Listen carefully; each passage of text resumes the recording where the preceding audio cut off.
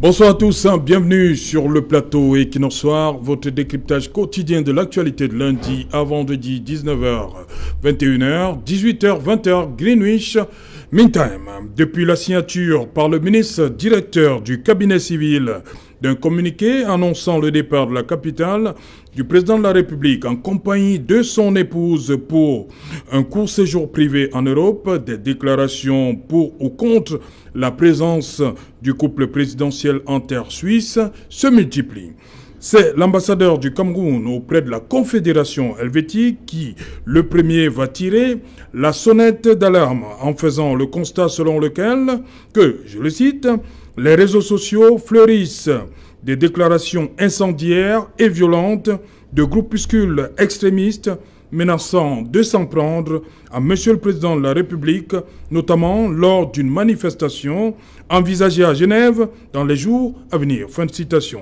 Face à cette situation, le gouvernement, par son porte-parole, vient de monter, lui aussi, au créneau. René Emmanuel Sadi reconnaît que depuis un certain temps, les séjours du couple présidentiel dans certains pays étrangers font l'objet d'agissements et de manifestations agressifs, violents et incontrôlés organisés par certains de nos compatriotes animés par le désir de perturber leur bon déroulement. Fin de citation. René Emmanuel Sadi n'a pas manqué l'occasion de convoquer la loi fondamentale en ses articles 5, alinéa 1, qui dispose que le président de la République est le chef de l'État, et l'article 8, alinéa 1, qui dit « Le président de la République représente l'État dans tous les actes de la vie publique ».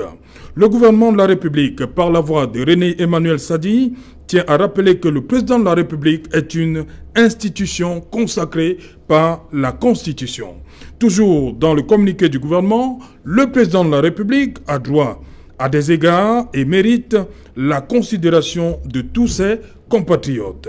Attenter à la personne du chef de l'État, c'est porter atteinte au Cameroun et aux Camerounais dans leur ensemble. Conclut le porte-parole du gouvernement, René Emmanuel Sadi. Madame, Monsieur, tout à l'heure à 20h, c'est la grande édition d'information présentée par Cédric Noufélé. Quant à moi, je vous retrouve après pour Equinox Soir. Deuxième partie, ce sera le temps du débrief.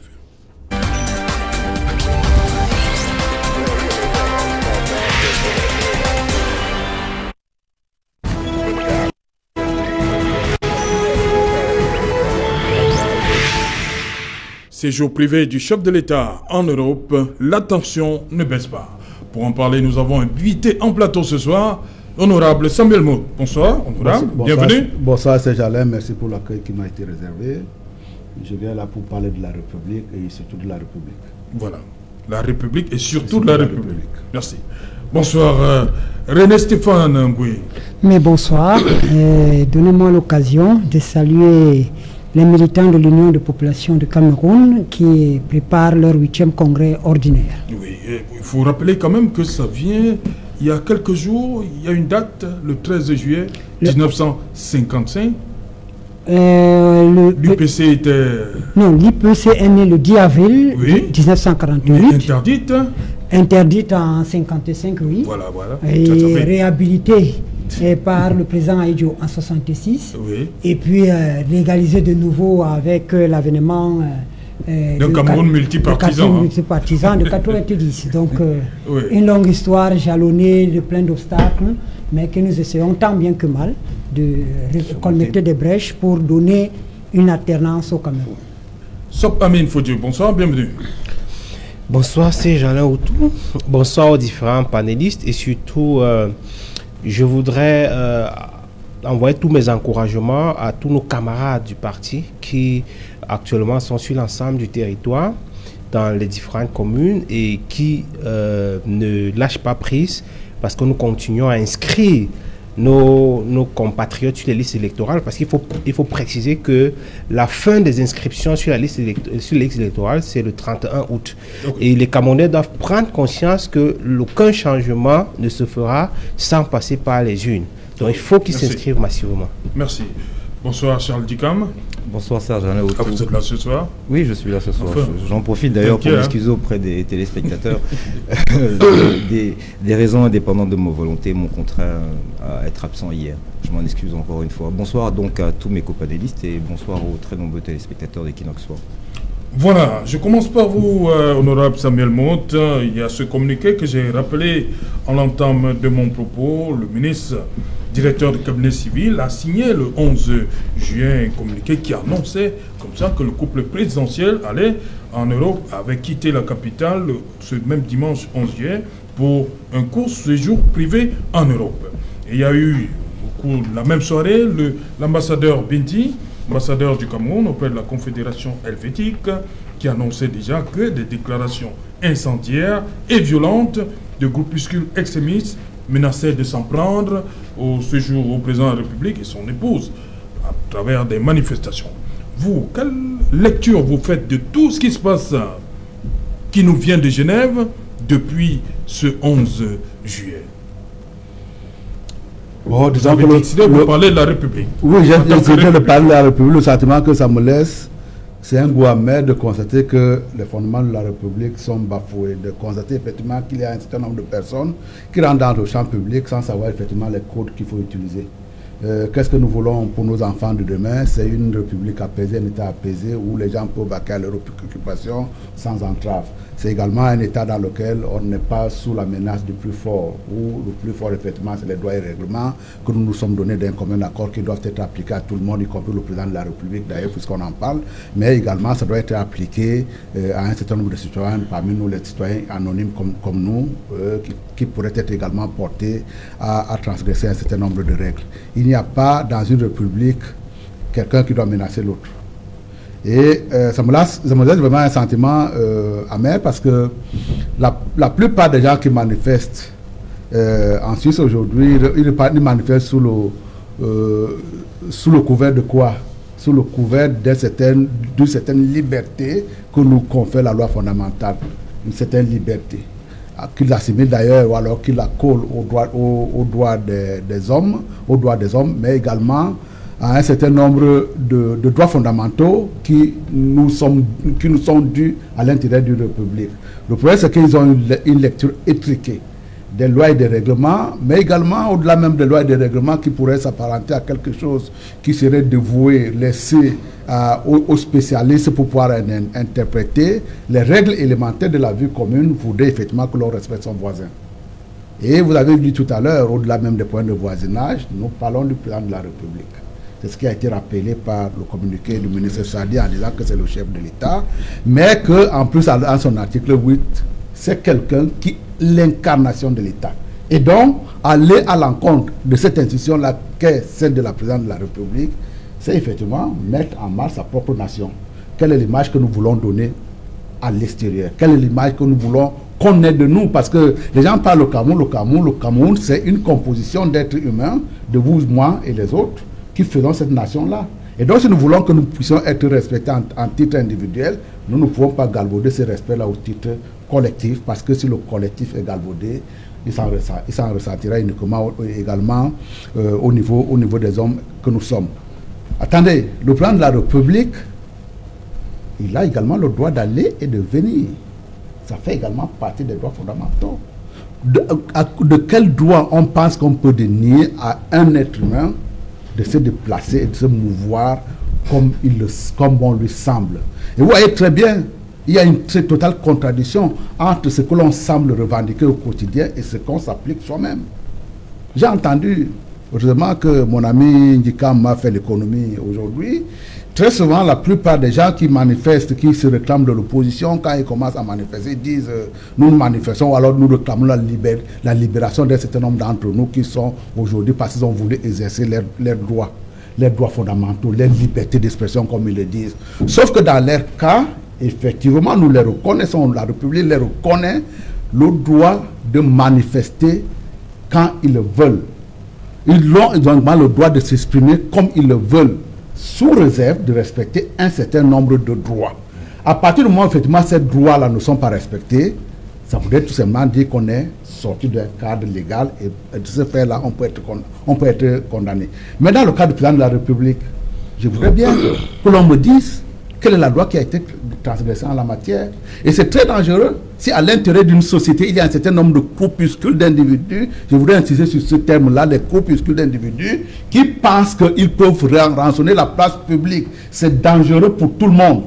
Pour vous, les gens qui sont dans l'opposition, pour les citoyens qui n'ont même pas une carte de militant, c'est très dangereux pour les hommes qui vivent dans un territoire donné. On n'a pas à laisser à un certain nombre de groupuscules d'individus faire la loi. La loi du plus fort dans une société moderne, elle n'a pas son sens. De même qu'elle était tout aussi décriée dans, dans l'époque de l'Antiquité. Aujourd'hui, nous avons un certain nombre de lois et de règlements que nous devons tous respecter. Et de grâce, je souhaiterais effectivement, quand vous dites la tension ne tombe pas, je me suis demandé si c'était une forme de jubilation ou alors c'était fait pour le regretter. Je crois que dans la matière, il faut regretter. Ce sont des faits, non, maître? Il faut le regretter si effectivement ça persiste parce que c'est désastreux pour l'image que nous représentons.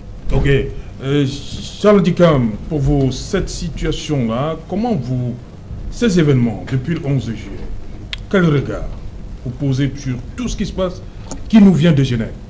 Mais, mon premier regard, ma première remarque est déjà que, enfin, nos concitoyens sont appelés compatriotes. Je remercie le ministre Sadi pour cela. Le langage change déjà, les attributs qu'on leur donne commencent à changer. On commence à prendre en considération le fait que ce sont des Camerounais comme nous, pour la plupart, sinon tous.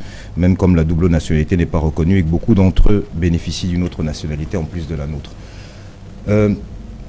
Il me semble avoir déjà tenu ce propos sur un plateau, celui-ci exactement, en disant que si nous pouvions faire chez nous ce que ceux-là font là-bas, ils le feraient moins. On a parlé de la loi du plus fort, mais c'est la loi du plus fort qui s'exerce au Cameroun.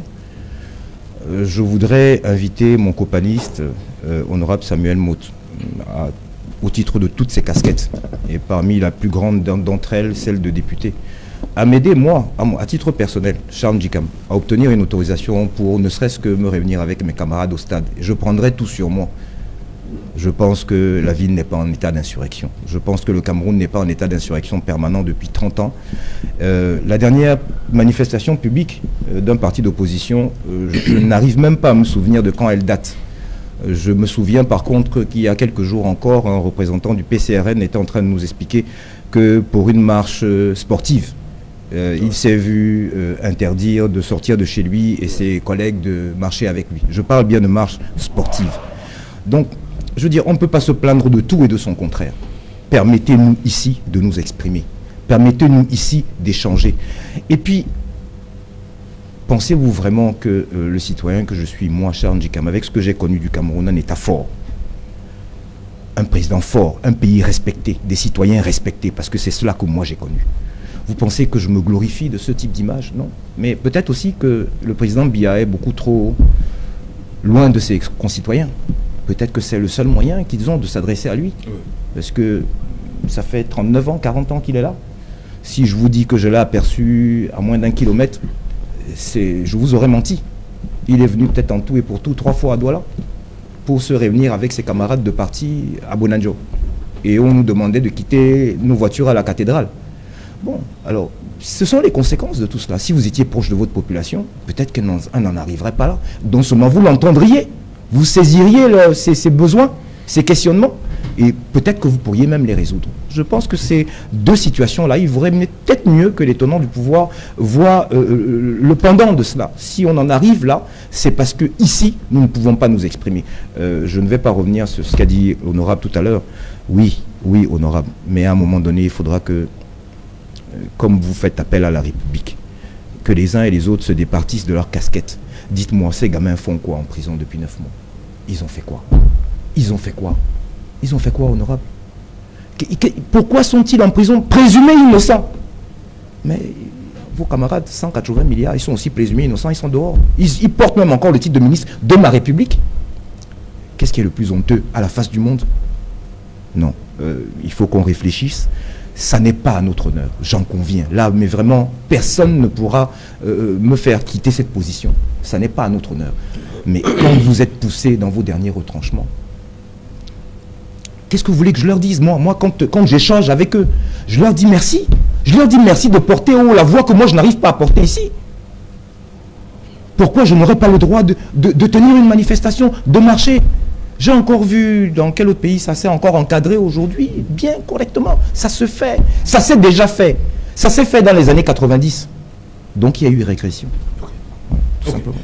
Voilà, René Stéphane Goué, on a assisté à presque 2 ans. On va dire que Covid est passé par là. Le dernier séjour du président du co-présidentiel, c'était en juillet 2019, exactement. Donc 2 ans après, le président est reparti. On croyait que...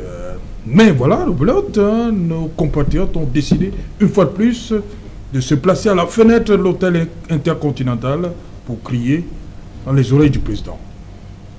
Quel commentaire? Bien malin serait celui qui peut répondre avec exactitude à cette question aujourd'hui. Si on se place du côté républicain, comme l'a dit l'honorable, on se dirait, mais pourquoi crier à la fenêtre? Mais si on se met également du côté de la rue, on se dirait, si votre fils vous parle à travers la fenêtre, ça veut dire qu'il n'a plus sa place dans sa maison. Donc il faut voir ce qui se passe. Il y a bien longtemps que nous, à l'Union des populations du Cameroun, on a cessé d'interroger les méthodes. Nous nous interrogeons sur l'efficacité des actions des uns et des autres. Il faut le constater pour le regretter que la bataille politique au Cameroun, depuis une décennie, a quitté le cadre institutionnel. Il faut le regretter. Parce que si on avait un cadre institutionnel d'expression, que ce soit à travers les lois de la République, comme l'a dit l'honorable Ndjikam, le suffrage universel, non, etc. Pas encore honorable, pas de cette République. Ah, pardon. Oui, en troisième République. Voilà. C'est moi qui me retrouve à Cuba. Merci. Alors, il est quand même de bon ton de se dire la politique, c'est l'art de rendre ce qui est nécessaire possible. La politique, c'est l'art de rendre ce qui est nécessaire possible.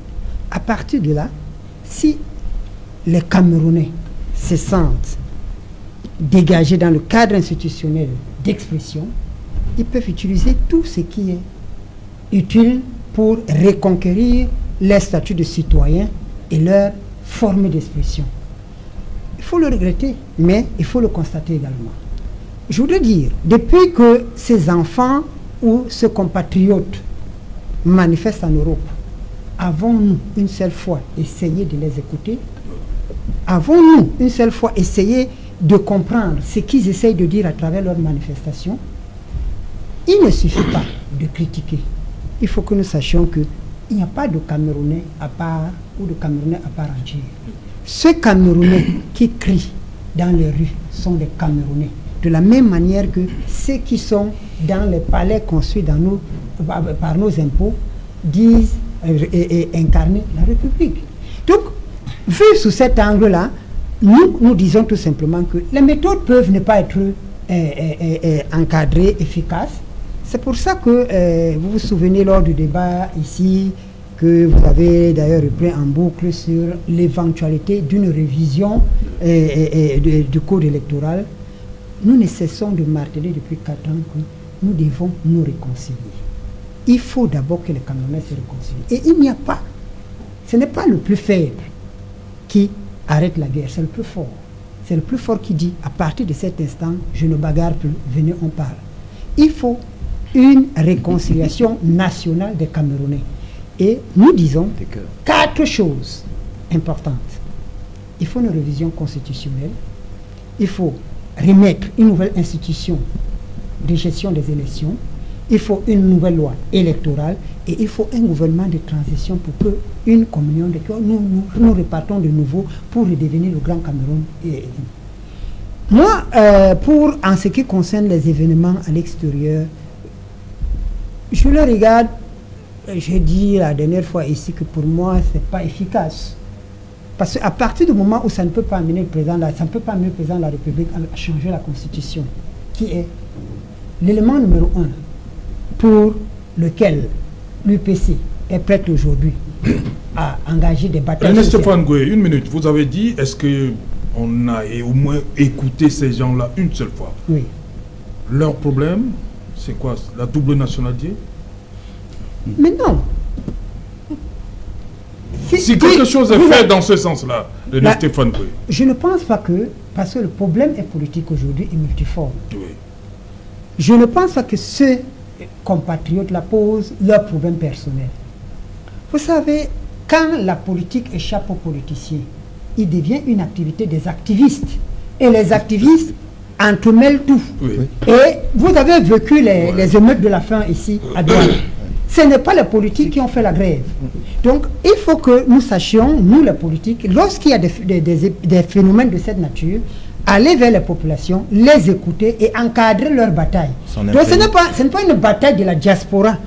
Quand vous regardez leurs revendications, quand on pas troubler les obsèques d'un dignitaire du régime, on revendique la double nationalité. Quand on peut troubler le séjour d'un chef de l'État, c'est revendiquer la double nationalité. Non. Je crois que le malheur est plus, la plaie plus profonde.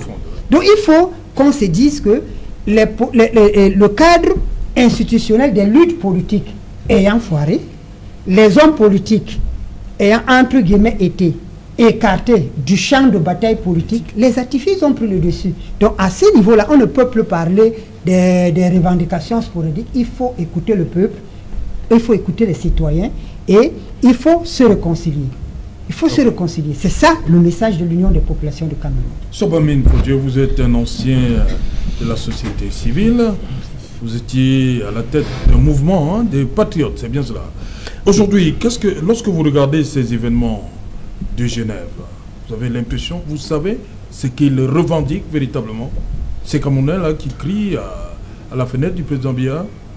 Je voudrais déjà rappeler que ce qui se passe à Genève avec ces manifestations n'est en fait qu'une métastase de l'échec d'un système que nous connaissons. Parce que je voudrais rappeler que depuis un certain moment, ça ne date pas de 2 ans, depuis peut-être 3 ou 5 ans, les séjours du chef de l'État n'ont jamais plus été aussi agréables que ça. Et j'ai beaucoup ri tout à l'heure quand l'honorable Motte invoquait la République, parce qu'il faut qu'il sache une chose. Je veux faire un petit rappel historique, parce que les faits se suivent, et les faits sont des conséquences. Rappel historique, 90 jusqu'à 93. En 90, on ramène les libertés publiques, donc il y a le multipartisme, il y a les partis qui peuvent s'exprimer, il y a la liberté d'association. Mais en 93, un ministre de l'enseignement supérieur a radié définitivement près d'une trentaine d'étudiants. De 93 à 2011, il y a une cinquantaine d'étudiants camerounais qui sont radiés avec une interdiction de fréquenter et de faire des études encore au Cameroun. En 93, quand les étudiants ont été exclus définitivement par le ministre Titus Edzoua, à l'époque, ces différentes personnes étaient persécutées. Je prends cet exemple pour vous expliquer quelle est la qualité des personnes qu'on retrouve aujourd'hui dans la diaspora. La qualité des personnes qu'on retrouve aujourd'hui dans la diaspora, ce sont ces gens qui ont tous pris la clé des champs, qui ont tous disparu parce que écrasés par un régime. Un régime qui en 90 venait d'instituer les libertés publiques et qui a elle-même violé ses propres libertés publiques. Parce que je rappelle que dans les événements en 93, les opposants étaient arrêtés. Les Gaga Aman Hadji, ils ont été arrêtés 4 ou 5. Ils ont été arrêtés parce qu'ils sortaient d'une réunion avec des étudiants et ils voulaient faire une sorte de médiation. Ils ont été arrêtés. La plupart des personnes qui ont voulu prêter oreille à ces étudiants ont été menacées. Même l'association des enseignants a eu une interdiction du ministre à cette époque. Vous vous rendez compte qu'il y a pratiquement une trentaine de cerveaux qui ont été mis en mal et qui ont fui pour se retrouver en Europe dans des voies pas possibles. Et de 93 jusqu'en 2011, il y a pratiquement une cinquantaine d'étudiants. Je parle des étudiants parce que ça, c'est des cas qui sont identifiables et retraçables. Combien de jeunes aujourd'hui se retrouvent en Europe ayant choisi la voie de l'exil, ayant choisi la voie du désert? Parce que dans ce pays, la justice populaire n'existe plus. Les chances pour les jeunes de pouvoir s'insérer n'existent plus. Même comme en 90, on a consacré les lois, les mois qui suivent ont violé déjà ces lois. Les gens ne peuvent plus s'exprimer, les gens ne peuvent plus marcher. La liberté dont on a parlé, elle n'existe pas, elle est sur les papiers. Comme l'honorable Motte nous explique qu'on est dans une république. La république dont l'honorable Motte parle, c'est une république qui existe en théorie. Parce que ce pays, en théorie, est le pays le mieux organisé du monde. Mais allez dans les faits. Pourquoi est-ce que les Camerounais sont choqués quand d'autres Camerounais veulent manifester? Pourquoi je me serais attendu que les Genevois ou les Suisses soient choqués de dire que pourquoi ces gens viennent marcher chez nous. Si on les autorise à marcher jusqu'à ce que les autorités de sécurité font des communiqués pour informer la population qu'il y aura une marche. Ça veut dire qu'il y a un encadrement, tout un encadrement qui est pris dessus. Mais pourquoi nous qui sommes au Cameroun, nous sommes tellement choqués pour une marche qui se passe en Suisse et dont on n'a pas peur, puisque les sous-préfets, quand ils interdisent les marches, ils vous disent que c'est pour la sécurité publique. La sécurité publique de Genève nous intéresse tant qu'on laisse les gens marcher, bon sang. Pourquoi les gens marchent? Les gens marchent parce que ça ne va pas. Et au même moment, on parle de perturber le séjour. Non, regardez. Quand on parle de perturber le séjour, c'est parce qu'on se retrouve dans une voie extrémiste, parce que toutes les autres voies de communication, d'échange n'ont pas abouti. N'ont même pas été entreprises. Je prends cet exemple de 93. On est à 3 ans après avoir mis sur pied, bien après avoir restauré le multipartisme, restauré les libertés publiques. 3 ans seulement après. Les mêmes gens qui ont institué ce régime, les mêmes gens ont envoyé une trentaine d'étudiants juste parce que ils ont revendiqué. Et dans les revendications, on a dit qu'il y a un étudiant qui était brûlé. Mais les propres étudiants qu'on envoie en exil ont demandé à ce qu'il y ait une enquête indépendante pour qu'on établisse la vérité qui n'a jamais été faite. Et au même moment, le chef de l'État, qui est le garant, qui est la première institution dont nous tous nous parlons, était chef de l'État, a laissé faire ce genre de situation. Donc aujourd'hui, ce qui se passe, c'est une métastase. C'est-à-dire que pendant des années, on a cumulé des faits de ce genre. J'ai préféré prendre cet exemple, parce que c'est un exemple suffisamment gros. Si dans une société, on ne donne pas la possibilité à des étudiants, à des intellectuels de pouvoir s'exprimer, quand on les a donné, quand la Constitution les en donne le droit, c'est que c'est grave. Posez-vous la question d'aujourd'hui. Que sont devenues toutes ces personnes qui ont quitté le pays? Ils ne sont pas des mendiants. Ce sont des substances grises qui ont quitté le pays. Est-ce que vous croyez que toutes ces personnes qui sont allées en exil dans ces conditions, au-delà de ces 50 étudiants, vous pensez qu'il faut être fier de la façon avec laquelle ce pays est géré? Et vous pouvez être fier de la façon avec laquelle des jeunes ne peuvent pas s'exprimer. Une petite expression des jeunes, c'est la prison. Une petite manifestation sportive d'un parti politique reconnu qui a des députés à l'Assemblée nationale, la police se pointe. Une petite réunion d'un parti politique républicain qui a des élus de la population qui se rassembler à Bolova, la police se pointe. C'est normal que les gens se fâchent. Si on ne nous permet pas de nous exprimer, que la diaspora puisse s'exprimer pour nous. Samuel Motte, on a suivi Sobamine, les frustrés, c'est leur moyen, c'est une façon pour eux de manifester leur frustration. Beaucoup sont partis, il y a Saint-Photocam et les autres, ils sont nombreux. Schwarzkopf, il a parlé des années 90, voilà des Camerounais qui ont été bannis des universités camerounaises et qui aujourd'hui doivent aller acclamer le chef de l'État à genoux. Ils ne sont pas obligés. Ils ne sont pas obligés, de la même façon que je ne serais jamais au regret. Comme René Stéphane disait, est-ce qu'on a prêté une oreille attentive? Est-ce qu'on a écouté ces Camerounais? Parce que ce n'est pas la première fois. Le ministre a dit que depuis un certain temps, les séjours du chef de l'État sont perturbés. Ça veut dire qu'au niveau du pouvoir, on a pris quand même la mesure de la chose. Déjà, ce n'est pas un fait nouveau. Déjà, le terme frustré à l'intérieur d'une université n'a pas de sens. Parce qu'il me semble que c'est un terme péjoratif. De la même façon que j'espère qu'à la descente de cet immeuble, il ne se fera pas arrêter parce qu'il aura parlé de thèmes tels que métastase, qui est un thème également assez fort, et de même qu'il aura parlé d'écraser des populations. Une république ne peut pas écraser une population. Restons sur les invariants à l'intérieur de la République, que nous devons tous partager. Et à côté de ces invariants-là, il y a un champ de possibilités. Les invariants, c'est le respect mutuel, le respect du prochain, le respect de la loi. Les invariants, c'est l'équité. C'est l'égalité également qui nous est rappelée par l'application de la loi à travers la justice. Mais je crois que là, le mot vous a seulement échappé. Vous avez parlé de la justice populaire. Il n'y a pas de justice populaire à l'intérieur de la République. C'est la justice républicaine qui est prononcée au nom du peuple. Cette République-là doit être respectée. Alors, à côté de ça, vous avez le champ des possibilités. C'est-à-dire que comment est-ce qu'on s'organise à l'intérieur d'une société pour savoir qui nous représente. Chacun de nous, en fonction de ses sensibilités, viendra alimenter le débat. Et à ce moment-là, on admettra qu'à partir du moment où le champ des possibilités a été alimenté, on laissera à la personne qui a la direction du pays à un moment donné venir piocher à l'intérieur, d'où la nécessité notamment d'écouter les autres. Mais dans le cas de ce on ne veut pas dire qu'on ne les a pas écoutés. Vous avez des gens qui sont déterminés en disant qu'effectivement, ils vont faire passer les lois à la place de la loi que nous nous sommes librement donnée. Dans ce champ de possibilités-là, vous avez le droit de le faire, de mettre l'ensemble des avis possibles. On ne vous arrêtera jamais pour cela. De la même façon qu'on ne vous invitera pas, parce que vous êtes dans le champ des possibilités, à quitter le domicile familial pour pouvoir aller parler à votre père à travers la fenêtre, comme il a illustré tout à l'heure, M. Ngoué. Non, on restera à l'intérieur, mais à condition qu'on ait le respect de la loi chevillée au corps. C'est le respect de la loi qui nous rendra d'ailleurs audibles.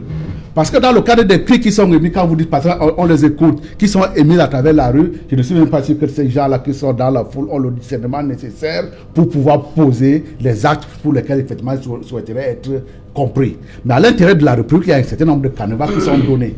Ce que je pense par contre, c'est que très souvent on est sorti du champ des possibilités pour aller vers le champ des illusions. C'est illusoire de penser qu'à l'intérieur d'une république, on manifestera pour tout et rien à la fois.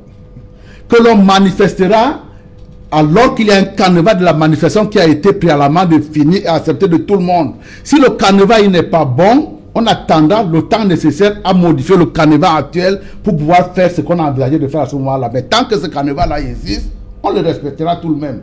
Il y a un vent de fraîcheur qui nous est venu des États-Unis, Joe Biden. Toute manifestation qui a tendance à remettre à cause les institutions républicaines est une insurrection. Quelques phases plus loin, il n'y a pas d'insurrection pacifique. Une fois que j'ai récité ça, je reviens à notre loi de 1990 qui dit effectivement que vous avez le droit de manifester. Vous avez le droit de vous réunir à condition qu'il y ait un certain nombre de formalités qui soient réunies. À partir du moment où ces formalités ne sont pas réunies, il peut nous paraître désagréable à un moment donné. On attendra à changer cette loi-là pour pouvoir manifester chaque fois que l'on veut. Mais à partir du moment où ce canevas-là continue à peser sur nous, on le respectera tout de même. C'est une réponse à ce que mon frère Ndikam disait tout à l'heure. Les gens qui sont en prison aujourd'hui parce qu'ils ont manifesté, je le regrette profondément. Mais également, ils devaient savoir qu'à partir du moment où il y a un certain nombre d'instruments juridiques qui existent, ces instruments juridiques ont pour vocation à être respectés jusqu'au moment où on viendra à les changer. Ils n'ont pas été changés, on les respectera tout de même. Et là également, vous voyez très bien, nous voulons un code consensuel. Très bien. La République a été faite et le vote démocratique notamment a été institué parce que face à des intérêts divergents, pensez que vous allez aboutir à des conditions consensuelles, rentre de ce que j'ai appelé tout à l'heure le champ des illusions. Il n'est pas possible parce que de toutes les façons, chacun soutiendra sa position, on ne s'entendra jamais. Écoutez-moi très bien, on ne sait pas très bien qu'est-ce qu'il revendique. On les regarde aujourd'hui avec un œil plus ou moins bienveillant en disant que de toutes les façons, ils constituent à porter notre voix, nous qui sommes à l'intérêt, dans l'incapacité de manifester. Nous avons un phénomène encore plus grave chez nous, le nozo est né dans ces mêmes conditions-là, qui consiste à dire, on pense qu'à un moment donné, on peut se lever, alors que personne n'a pris l'engagement, encore pas plus un citoyen ordinaire que celui qui a la direction du pays. Il n'a jamais pris l'engagement de dire que demain, quand il va être élu, je vais vous instituer le fédéralisme. Pire, je vais sectionner le Cameroun en deux. On pense qu'on va se lever et utiliser les baïonnettes, on va dire, vous faites comme nous voulons. Non, ce n'est pas ça. On ne doit pas le tolérer. On doit le condamner. Et je note également que, autant ils sont plus ou moins compréhensifs de ce qui se passe à Genève aujourd'hui, ils ont également manifesté cette compréhension. Écoutez-moi très bien. Je pense également que la justice ne doit pas être à géométrie variable. Autant mon frère Ndikam dit, c'est tout à fait dommage que l'on puisse arrêter un certain nombre de personnes parce qu'ils ont voulu et manifester leur liberté de parler, encore que dans leur cas, ils ont enfreint la loi. Autant il devait également dire de manière assez ferme qu'on n'a pas le droit d'entraver la liberté d'un président de la République. On n'a pas le droit d'entraver la liberté d'un quelconque citoyen, encore un président de la République qui est censé nous incarner. Voilà. Nous protéger. Oui, je voudrais revenir sur une chose, honorable Mout. Oui. À même méthode, même effet. Vous avez invoqué le nozo tout à l'heure, où le père n'est pas allé voir ses enfants pour leur même pas demander de venir pour qu'ils s'expriment et lui disent quels étaient leurs ressentiments. On voit où nous en sommes 6 ans plus tard. Parce que ça a commencé par... Charles, quand tu dis ça, ça veut dire que tu apportes une caution. Mais vraiment, excuse-moi de t'avoir coupé. Non, quand tu dis on aurait dû aller les voir, ça veut dire que tu comprends. Ce que je veux dire... compréhension affichée. Non, je parle encore là de la genèse, hein, des étudiants dont on a tous vu les images, hein, qui étaient nos enfants. Voilà. À ce moment-là encore, c'était rattrapable. Mais cette distance, cette hauteur de celui que nous présumons être notre président à tous, mais qui est resté votre chef de parti. Première erreur. Première erreur. Il aurait dû se départir de cette fonction. Peut-être que ça l'aurait amené à d'autres comportements, mais il reste encore le chef d'un parti politique. Il a commis cette erreur. Nous voyons 6 ans plus tard où nous en sommes.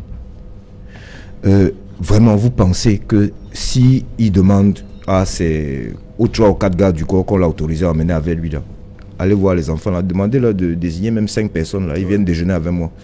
Et qui m'explique quel est leur problème. Ça va leur enlever quoi? Ça va enlever quoi, M. Biya, aujourd'hui, à 90 ans, au soir de sa vie? Rien, ça lui enlèvera rien. Bien au contraire. Cette symbolique que vous semblez négliger, cette symbolique... Le protocole autorisera, hein? Comme cette symbolique... Même par moment, il est contraint. Allez-y. Ce monsieur-là, on arrive à le contraindre? Oui, si. Ah, bon, okay. C'est quelqu'un qui est... Donc nous avons des doutes raisonnables sur les délégations de pouvoir, là. Hein.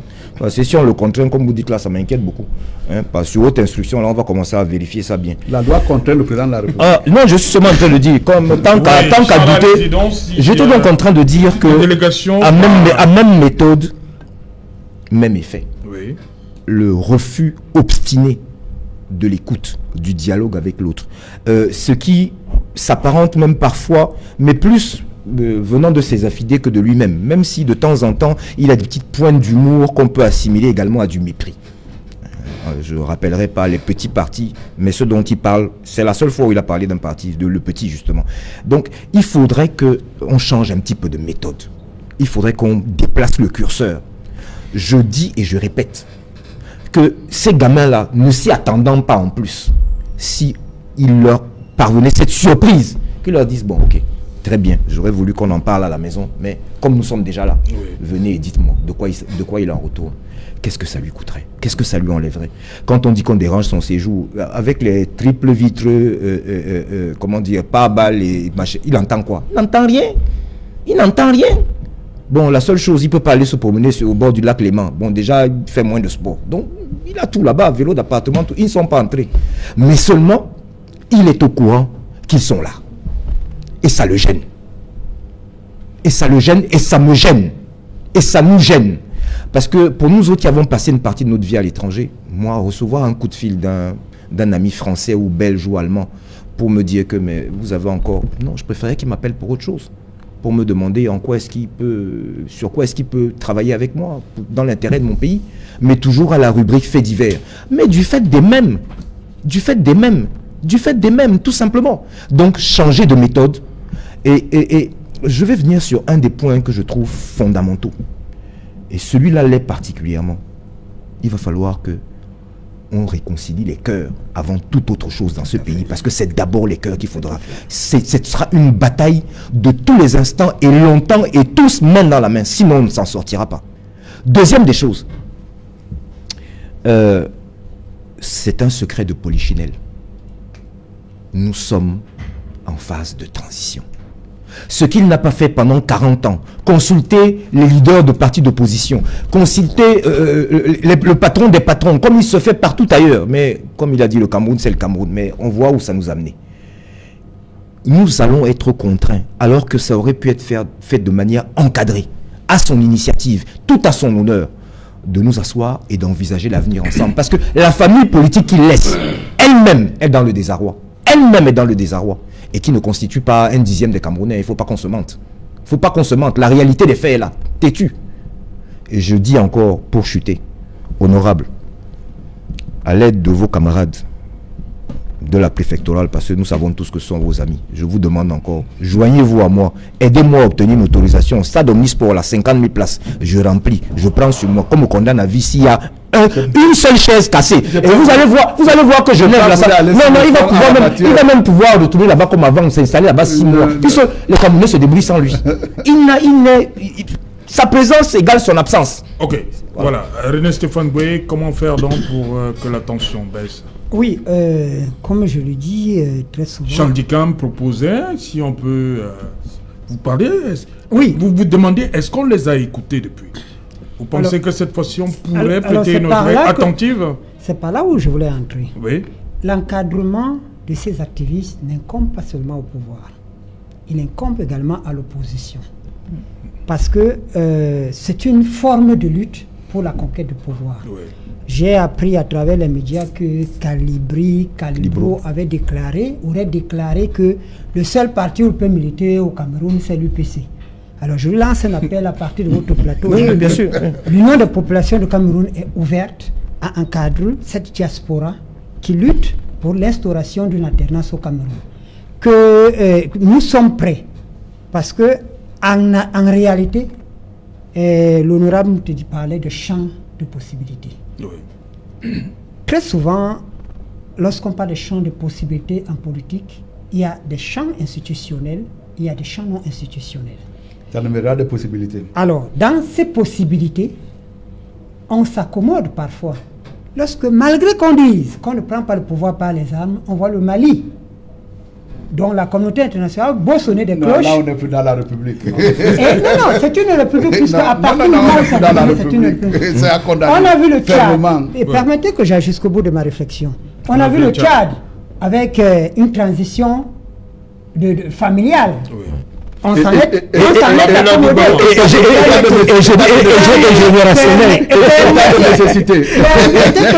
générationnel. C'est pour ça que je vous ai défini la politique ici. Vous avez dit état de nécessité. C'est pour ça que je vous ai défini la politique comme l'art de rendre ce qui est nécessaire possible. Très bien. Donc ça peut, si le cadre institutionnel ne le permet plus, les autres champs de possibilités dont vous faites parfois semblant d'ignorer, peuvent exister en politique.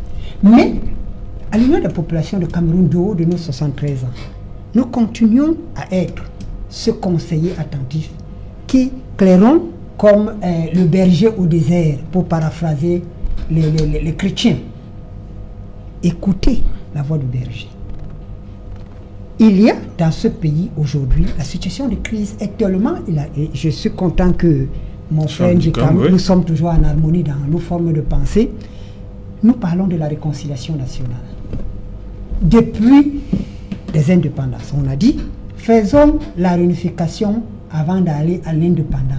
Et cette réunification, il fallait que les deux parties du Cameroun se réunissent, qu'on mette sur la table nos différends, qu'on en discute, qu'on se réconcilie et que... C'était une possibilité. C'était une possibilité. Rien ne prouve que ça aurait prospéré. Mais rien ne prouve, mais ce qui est prouvé... Rien ne prouve que c'était la solution idéale. Honorable, si vous pouvez me laisser mon temps de parole. Vraiment, alors, si rien ne prouve que ça ne pouvait pas...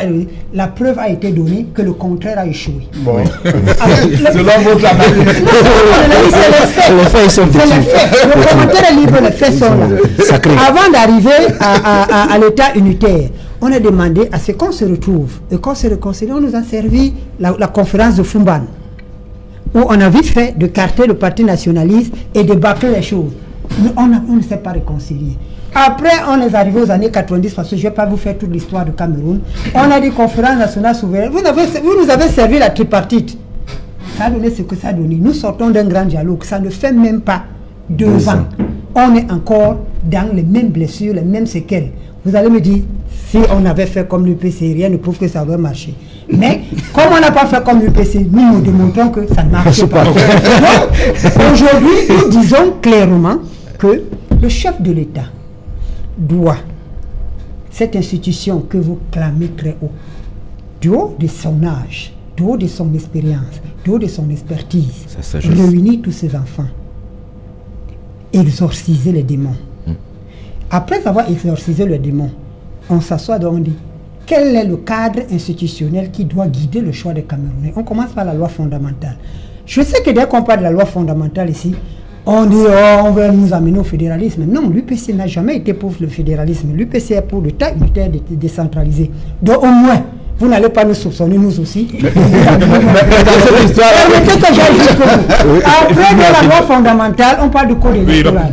Et ainsi fait jusqu'à arriver à une période transitoire on va réconcilier les cœurs, on va choisir des nouveaux acteurs et les Camerounais n'auront plus. Parce que dans mon corps de métier, je ne suis pas là. Oui, rapidement, dans mon corps de métier, il est plus facile de détruire une image que de la construire. Vous êtes en train de consommer l'image. Merci René Stéphane Goué, on revient. On va revenir après le journal, madame, monsieur, dans un instant dans le 20h de série. Avant cela, une passe de pub. Depuis 10 ans, nous offrons le service de transfert d'argent le plus fiable, rapide et moins cher.